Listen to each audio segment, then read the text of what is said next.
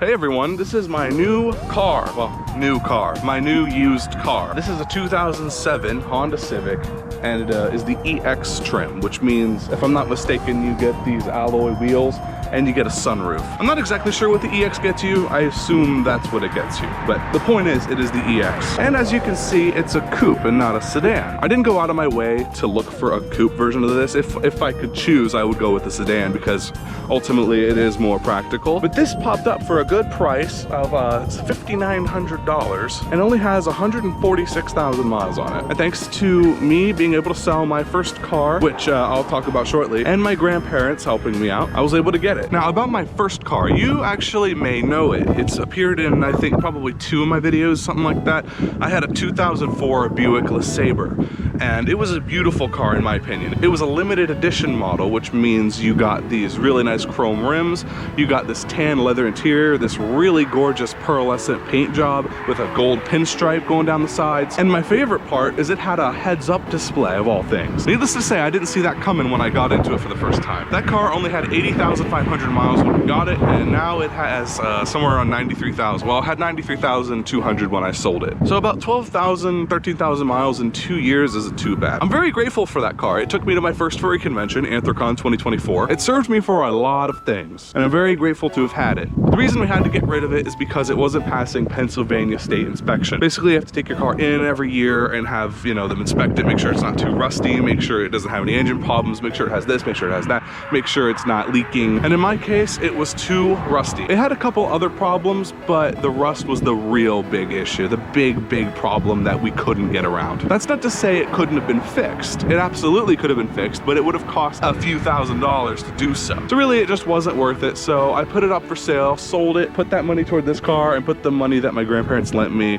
toward this car as well. I loved that car. It was just too rusty and it wasn't worth saving, unfortunately. And at least not for me. But the person I sold it to says he's gonna fix it. So that's good. It has another chance at life. But anyway, enough about reminiscing about my old car. Let's talk about this new car. As I said, this is a 2007 Honda Civic EX coupe. Let's talk about why I love this car. The main reason I love this car, it has a 5-speed manual transmission. Needless to say, the Buick did not have a manual transmission. It had a 4-speed automatic. Don't worry, I haven't burnt the clutch out. I haven't money shifted it. I know how to avoid those things. I have enough experience with manual transmissions. I know how to operate it. I know how to do it. I know I have no problem. But I have stalled this a couple times, okay? It's my own fault. I'm sure even the most experienced mechanic will still stall a manual transmission. Something I really like about this car, I like the steering wheel. It's just so compact. Yet they were able to squeeze on some controls for you. You can choose a radio station here. You can change the volume here. You can change if you want aux cord, radio, CD, whatever.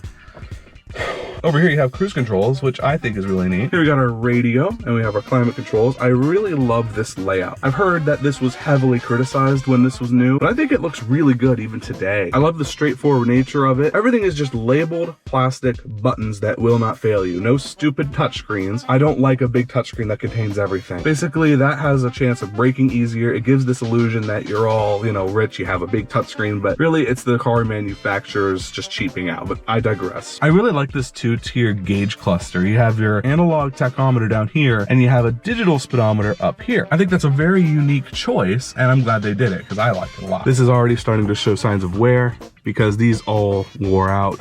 Like, see, like that. This one's okay. These work, but this one doesn't. A sunroof is something the Buick did not have, which was actually a blessing. From my understanding, the sunroofs in General Motors cars from the era my Buick's from were atrocious. They broke a lot, they leak a lot. I don't know if this one leaks or not, but I'm gonna say it doesn't. And here we got a little glove box with a bunch of papers and crap. Got a little storage cubby here where I have my wallet, another storage cubby, cup holders, or you can cover it if you want to. Here we got a center console with plenty of space. There's some GoPro stuff in here. Over here you can change the trip, you can change the brightness of the gauge cluster, mirror controls. This is a blank switch, but that would be basically traction control. Let's take a look under the hood. I don't know much about the engine. I know it's a 4-cylinder. Oh, look at that, another storage cubby. I didn't even see that one.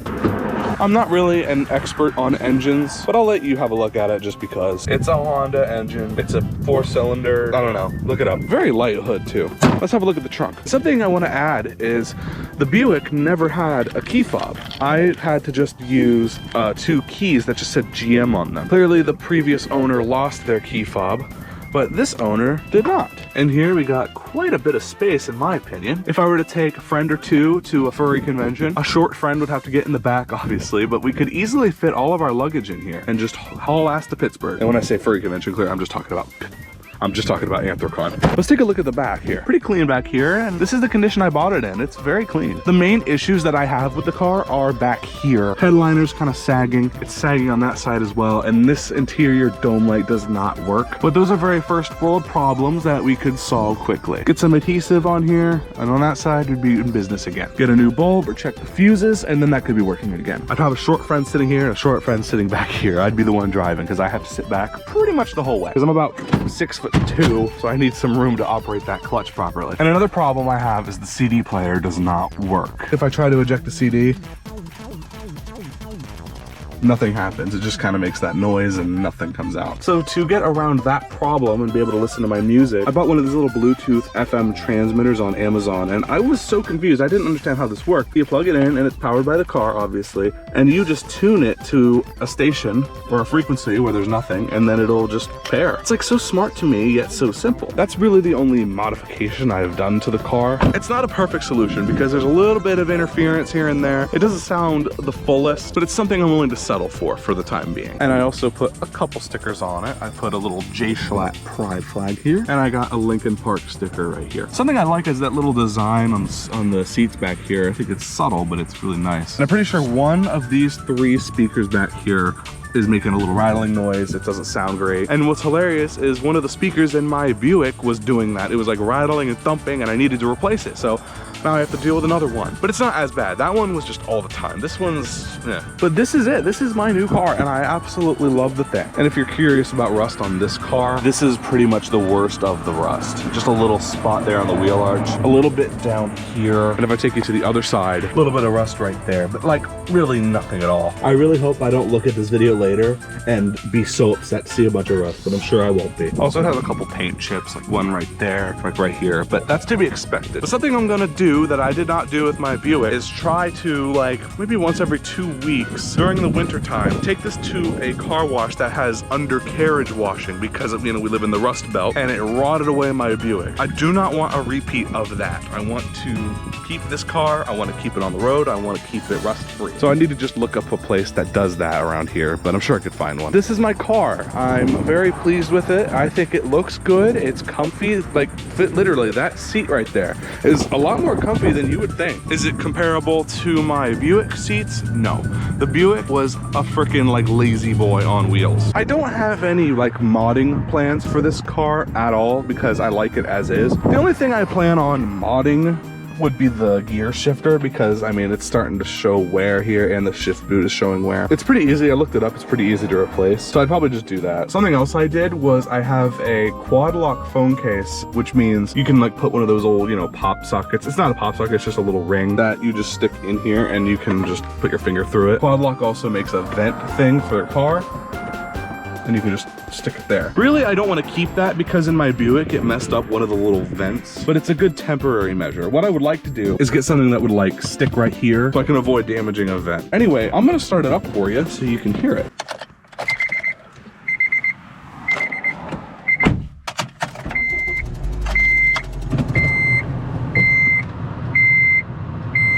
Also, that says Jennifer's Civic, so I have a feeling whoever owned this car, their name was Jennifer. I don't know how to change that. I'm sure there's a way, but I am in no rush to do it. And as I said, 2-tier dash, I really enjoy it. And the air works fantastically.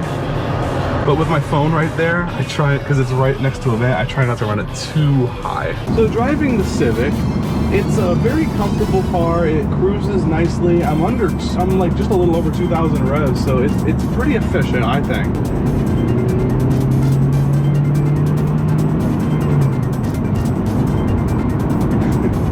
And it's a fun car to rev high and, you know, responsibly, of course. I do it responsibly. I don't do it like a jackass. At least I don't think I do. But the clutch is light. It's easy to find the grab point. It's pleasant to drive. And you don't really have to worry about destroying the transmission unless you are a real idiot. Okay, let's take through a little residential area. There we go, that was a successful downshift, you saw that? It's comfortable physically, like I said, sitting here. It's a comfortable seat, it's a comfortable driving position, and your best bet is to have the steering wheel between these two setups. Here we got a bit of an incline. Let's see if I can pull this off. There we go. Very beginner-friendly manual transmission car. I honestly couldn't recommend any other car. I love this thing as a first manual car. It's a joy to drive. It's forgiving. It likes to rev high as long as you treat it nicely. Very efficient car. I'm looking forward to, you know, doing good on gas in this car, I'll tell you that. The Buick was good too. It would do like 20 miles per gallon. I would drive like 120 miles to Pittsburgh for Anthrocon, and depending on how I drove, I would still have over half a tank. So I'm pleased with this car's efficiency. I'm pleased with the way it feels. I love this car. I couldn't have picked a better car. So that's pretty much all I wanted to do. I just wanted to show you guys my new car because I need to make some videos. I don't make enough videos these days. And if it's just me showing my car to you guys, then so be it. I think you'll enjoy the video, who knows. And if you want to recommend mods for me to do, I'll read them, but I won't do them probably. So if you like this video, feel free to like it or whatever. I don't give a shit, do whatever you want. I'm gonna wrap up the video here because it's getting chilly and it's getting dark too. All right, see ya.